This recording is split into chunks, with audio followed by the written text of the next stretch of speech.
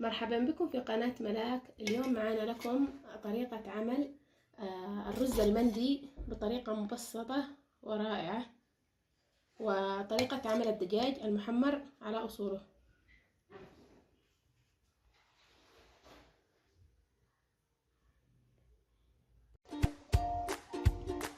مرحبا بكم في قناة ملاك. لا تنسوا الاشتراك في القناة وتفعيل زر الجرس ليصلكم كل جديد.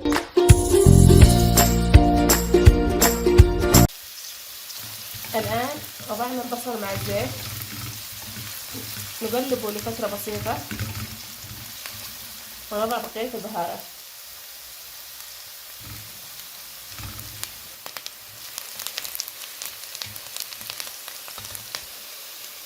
هنا معانا ثوم مهروس، نضعه مع البصل والزيت.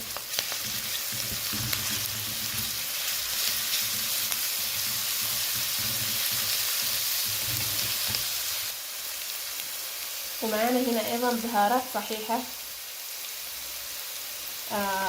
قرفة وورق الغار وشيبة وكزبرة ناشفة وفلفل حبوب، وأيضا الهيل.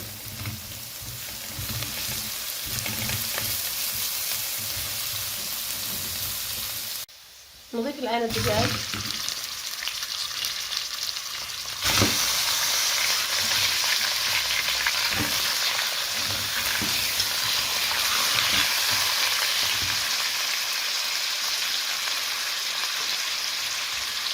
ونضيف أيضا مكعب الماجي،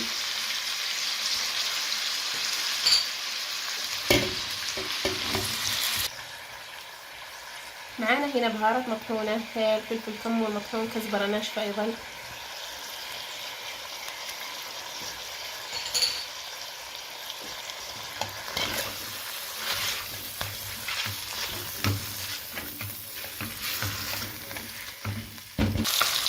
الآن نضيف الماء،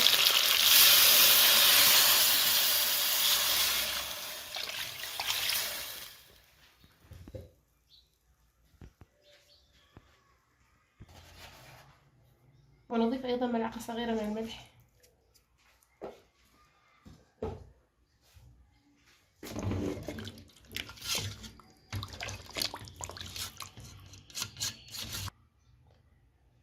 وهنا معانا فلفل ناشف أو طري حسب الرغبة.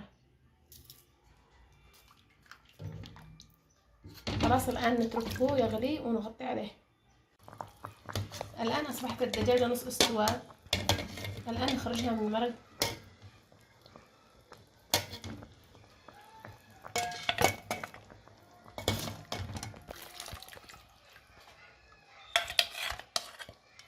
ونضيف الآن الرز.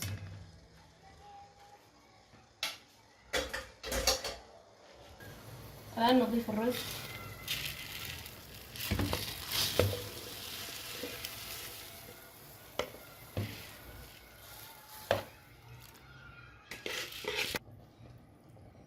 الآن نضع الدجاجة في الرز. طبعا هنا وضعنا الدجاجة في صحن منفصل. الآن أتركها فوق الرز.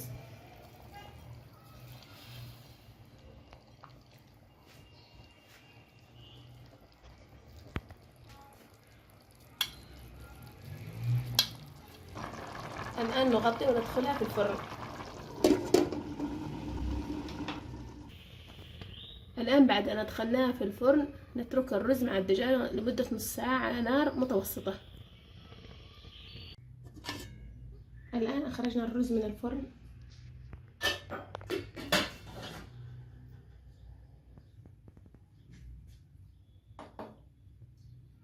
نخرج الآن الدجاجة.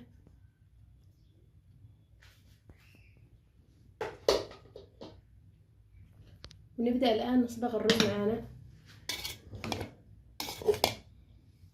نضيف اللون اللي تحبوه، الأحمر، الأصفر، أي لون. هنا معانا صفار الزعفران،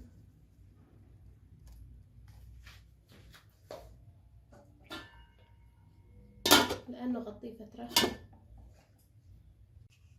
الآن هنا معانا خلطة الدجاج، معانا هنا شوية صفار الزعفران مع شوية فلفل كمون مطحون مع شوية زيت نحاول ان نضعها على الدجاج.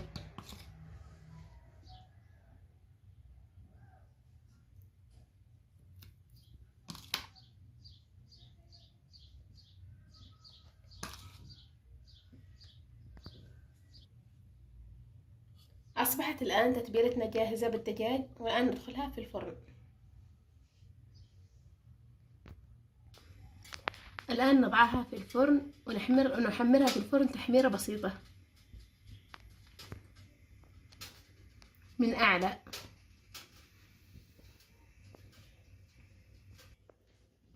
هنا معانا وضعنا فحم عشان تبخيرة الرز. الآن نضع فيه ملعقة بسيطة صغيرة زيت ونغطي عليه.